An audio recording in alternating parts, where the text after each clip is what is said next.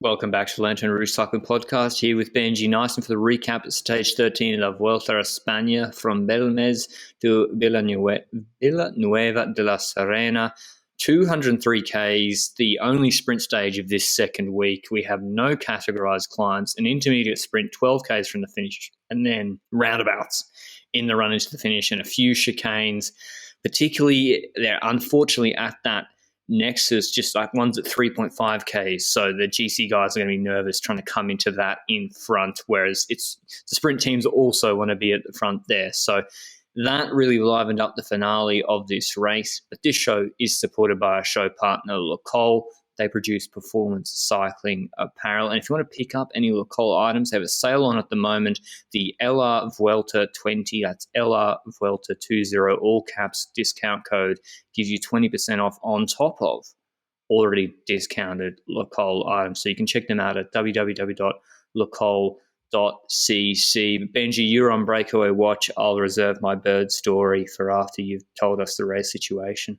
Yes, as usual, we had the normal, typical breakaway in this kind of stage. You know that it's going to be the wildcard teams with the likes of Euskaltel and so forth in the front group, and we had Quadros in there. We had Rubio and Luis Angel Mate, and that was the breakaway for today. So you know that teams like Groupama, DSM, and the Koenig, the ones with sprinters, are going to be chasing down, and that's exactly what they did. Now, they eventually had a solid gap of at least 2 minutes roughly with 65K to go, and should hit the fan in the peloton, because suddenly echelons. I couldn't really tell if it was one team or multiple teams getting it together, because it felt like just a lot of teams trying to force an echelon. The likes of Abora, a lot of Sudal was helping out. We had everyone except for GC teams that are Movistar and Jumbo. Jumbo was sitting a bit towards the end of the first echelon, because the gap actually opened up in the peloton, and Movistar was actually called out for a bit, so I guess they were sleeping for a bit. But that echelon takes like 2 minutes until they change direction and then realize, okay, there might not be enough wind anymore to keep it going. And I want to throw a question to you, because in this Vuelta, we've often seen attempts at echelons during a stage with like 60, 70K to go. Don't you need like a full-on set plan for an echelon at 70, 60K to go? Because it's extremely unlikely that other teams will start kicking in and help you out at keeping the echelon going, because 90% of the time it just stops going, the echelon, in this race so far. I don't know. I think I just don't see the teams, as you said, wanting to actually, collaborate with each other. Say Movistar drop Roglic in echelons, Benji. They've got Verona, Rojas, Erviti. Half of them are on, very, very tired / injured. Then Bahrain, Arashiro and Tratnik. Tratnik's not looking in good shape. It's just not the Ineos don't even have Rowe or Kwiatkowski. Dylan Van Baarle crashed yesterday. So it's not just the wind direction that's important. As you said, it's like, do the teams even have the riders to do this, to keep this going for an hour and a half is a long time. So yeah, certainly. That's why I think it's not really happening. Yeah, I agree. And eventually that brought the gap to the breakaway down by a lot, and they were caught at a notable distance from the finish line, and would go loose again at the end of the stage. But the teams that were rolling towards the front before everything went down in the last 10 kilometers were the likes of the Koenig once again. And we also saw DSM have a 7-man lead out or something. I love it. Every time at 15K to go, they tend to bring their train forwards, and then at the end they don't have enough riders to help. Or they do the opposite, where they try and get to the front at 3K to go and then run out by the time the sprint starts. So I don't know, it's an odd side, but it's enjoyable to see because it makes memes, and I like memes. So, well, to be honest, they may as well, because they don't have a proper lead-out meant for Dainese in the last K anyway that can bring him forward. They don't have a Mezgets. Yeah, but the problem with 7 riders is that they often just get overlapped, and when you have 8 riders in a row, then the last rider, your sprinter, is too far back to move up himself when the train goes to shit. So that's usually the problem with Kisbol as well. Once he has a long lead-out train set out ahead of him at 15K to go, he's so far behind in the train that the train gets overlapped by other trains, and he is unable to move up because they've got too many people there. And I think that's an issue that they have a lot. And worked again to get today because his positioning was troublesome in the last 10 kilometers until he had to move up in the end. But yeah, something happened, didn't it? Well, I mean, I wanted to insert my bird story. I refused to watch these sprint stages during most of the stage. So I went and saw the lads. They were up there, found their nest as well, saw the local donkeys, the Great Pyrenees, I call them Albert as well. It was the zoological lantern tour of my local area. Pyrenees he's had an issue with his head, but he's so old, I don't think he could even fight a wolf anymore. But anyway, Jesus. As I mentioned at the top of the show, the mixture of the GC teams and the lead-out trains, particularly with Alpecin not having Philipsen anymore, it just keeps creating these dicey situations. And Jakobsen had uncontested gone for the intermediate sprint.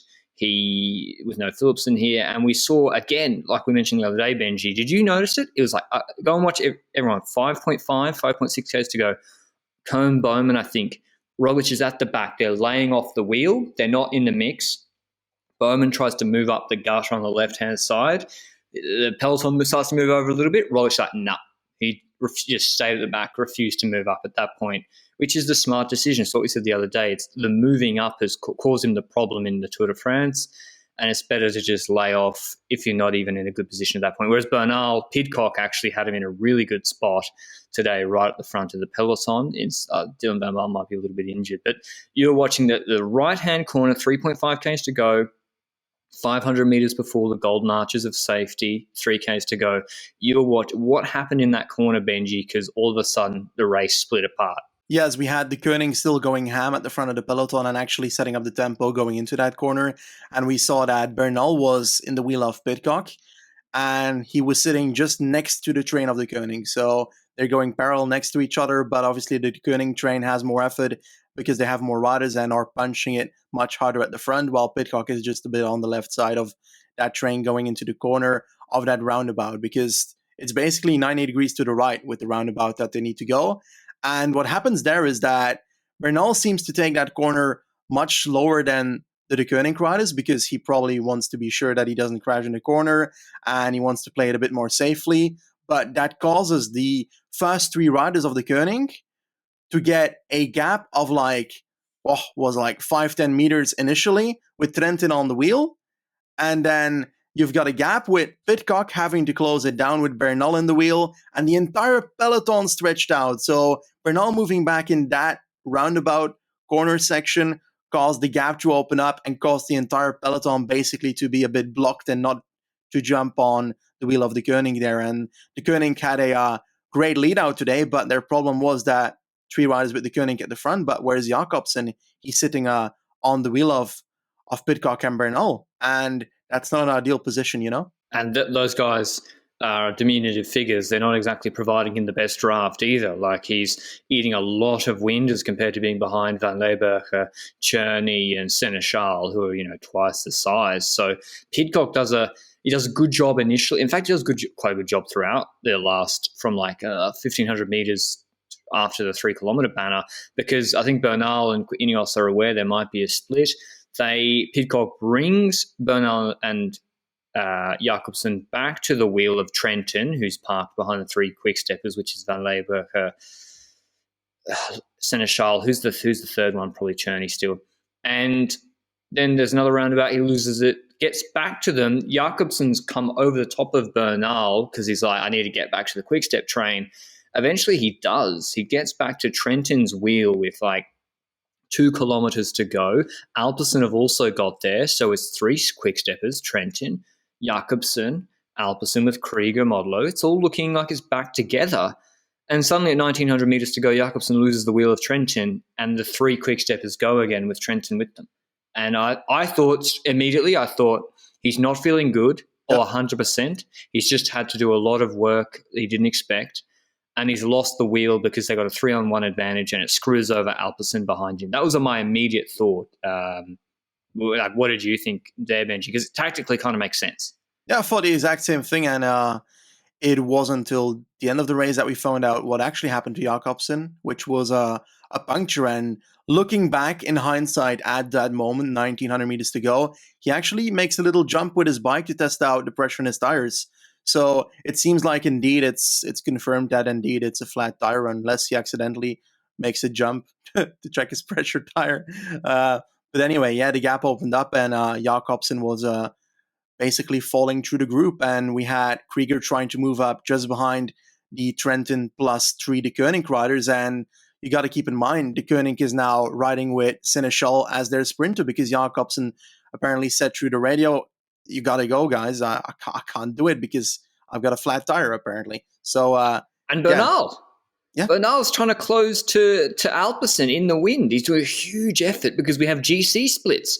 Roglic's group is behind, and I'll speak about this afterwards, but to focus on the lead out. Sorry, Benji, but yeah, there's GC action here as well, where I guess with the 3-second protocol, I don't think it matters too much. But who is when you saw Trentin there and you saw Alpecin come back with 700 meters to go, it actually wasn't a great spot for Quickstep. 550 meters, 600 with a tired, I think Van Leeuwenberger leading out Seneschal, with Trentin and Krieger and Modelo on the wheel. I don't know. It really wasn't advantageous for Seneschal. And I think when was the last time Seneschal got to go for his own sprint, Benji? Was it back in Cofidis days? Well, didn't he have I vaguely remember a race this year where Van der Poel broke his steer or something, and Seneschal did something there, but I don't know if it was a sprint or an attack, so I can't tell you. Classico de Almeria. He actually came behind Nizzolo and beat Martin last. So Seneschal's he's a good lead-out man in that I don't think his top end is high, but he's got a big engine, he's a big guy. And he got the chance to sprint today. Krieger jumps over the top of him very, very early. I really don't know what Alpecin were trying to do here. With De Modelo was still behind and Krieger's tried to jump across and sort of creates that gap, which screws over Dainese and Mezgec. And he provides a draft. Seneschal has to bridge across to him because Van Leeuwenberger couldn't do it. Now we have a trio of Krieger basically giving a lead out because I guess Philipsen's not here, so why not? And Seneschal comes out of the wheel. Trentin has been getting the perfect sit. Seneschal on the barriers from 140 meters. And Trentin, he just can't come over the top of Seneschal, Benji. And honestly, this was perfect for Trentin. He got the sit on the back of the Quickstep train from 3Ks to go. He's not sprinting against anyone that fast. He got the lead out from Seneschal that had to close in the wind. You have to say he'd be pretty disappointed not to actually win this stage, particularly after yesterday's disappointment. Yes, certainly. And I think that this is the opportunity because Seneschal, I don't rate him extremely high as a flat sprinter either. So I rate them relatively similar on a flat sprint, but it seems like Seneschal just had the better of him today, despite the train having to go really early. Because if you're at 3K to go and you've got a 4-man train with De Koning, then that's a lot.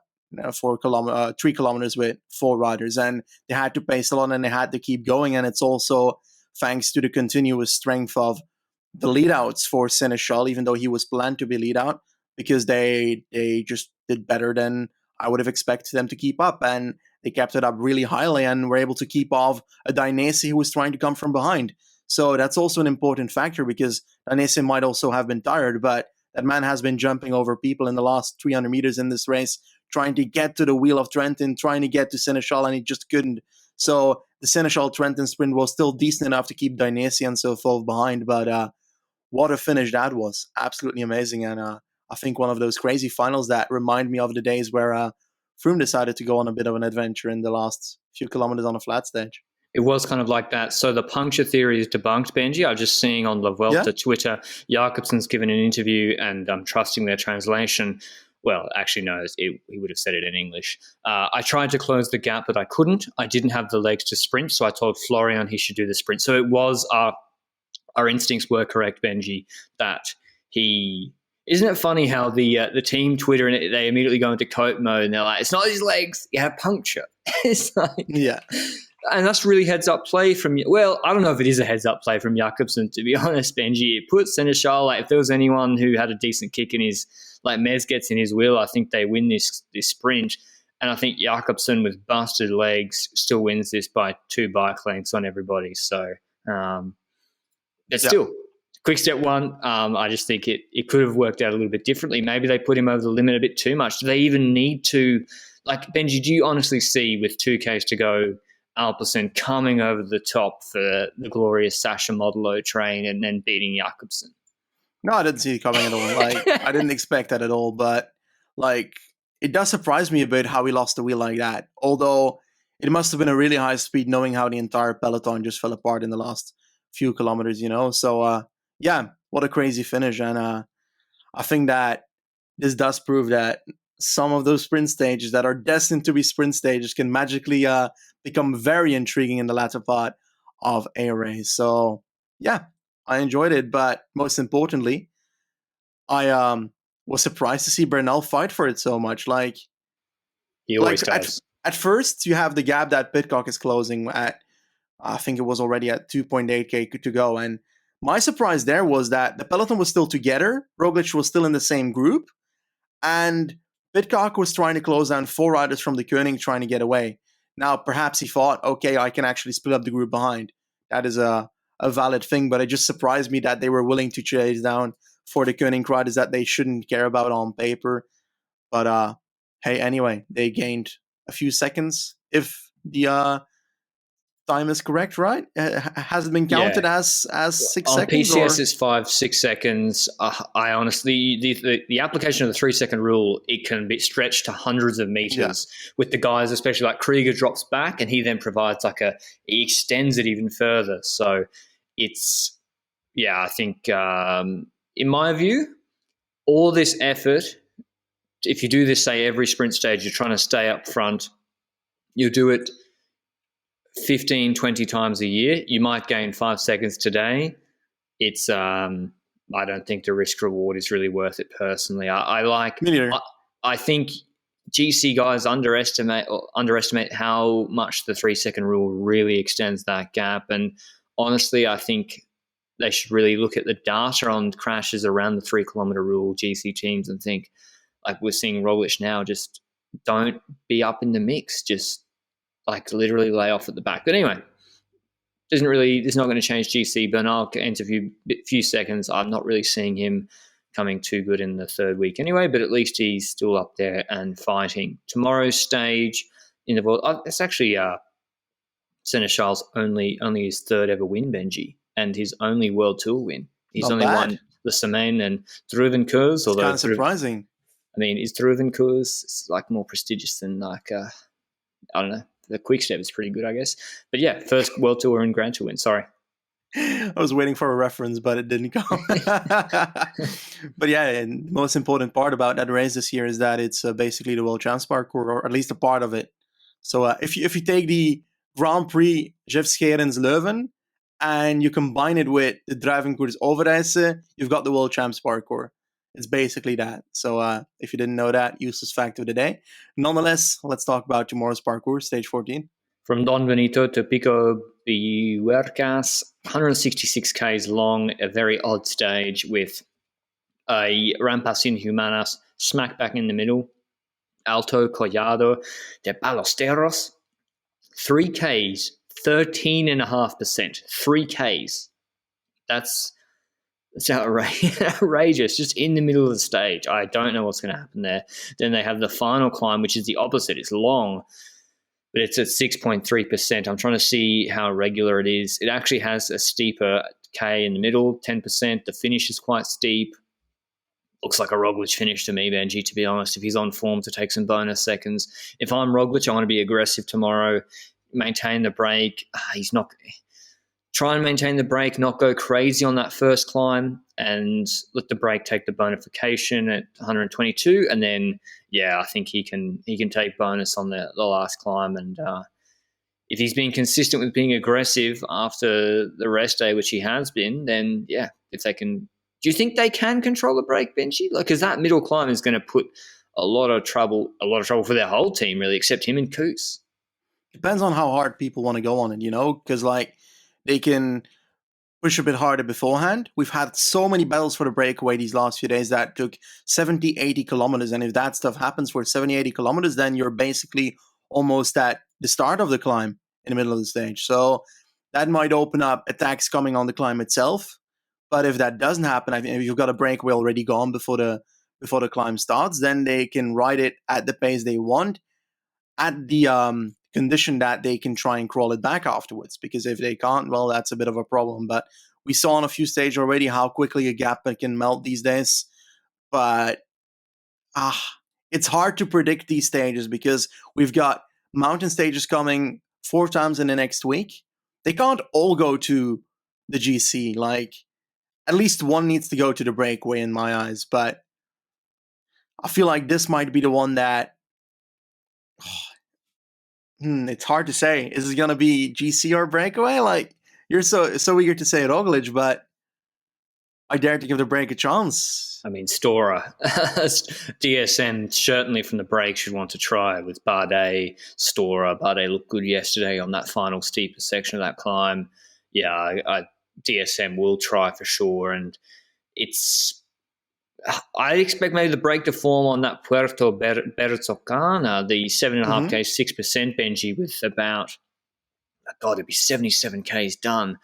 Like, it'll be a big fight for the break again. So, yeah, I think it's going to be difficult for Jumbo to control, and I think DSM will certainly try. Unfortunately for Movistar, they've lost riders. It'll be tough. I don't think they can send Verona in a break. It's too risky. And what about Ineos? Carapaz, Benji's look bad. Will he suddenly find his legs tomorrow? Because he could win on his normal level from the break.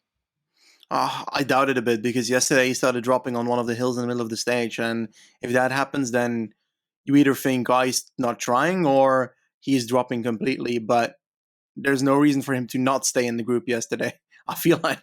So, I don't know. It felt a bit weird to see him drop on the first of the 2 climbs yesterday. And that might indicate me into saying that I'm not sure I trust him for the next week either. So I guess we'll see. I can't tell you whether Carapaz will do well or not because he's been a bit inconsistent lately. And I'm not sure if it's on purpose or not these last few days. Nonetheless, like, if I have to say someone in the breakaway, you're right, that Storer could literally win another mountain stage. But are there people that are sitting close to top 10-ish in GC that could also go in the breakaway and take some time? Because I'd love to see Gino Mater go in the breakaway in one of the upcoming stages. I'm not sure this is the perfect one for it, but I feel like this one or that one with the Mijares climb 17 or 18 might be the one where I do expect Mater to do something like that. The likes of Juan P. Lopez, I've said it already, but then again, they might want to keep him with Ciccone because otherwise they don't have anyone with Ciccone over the climbs. Mankey's in the breakaway is something I want to see. Caruso is going to try and go in breakaways again for KOM points, but I'm not sure this stage might be the best one for it. So I think they'll go on the break. They'll go on the break. Bahrain certainly, I think, will even try and send riders multiple in the break. Landa, Caruso, Padun, I think, it really makes sense. And if you have multiple there, maybe one can go for the stage and one can help Haig, because this final climb suits Haig a bit more, who's, he's not 60 kilos.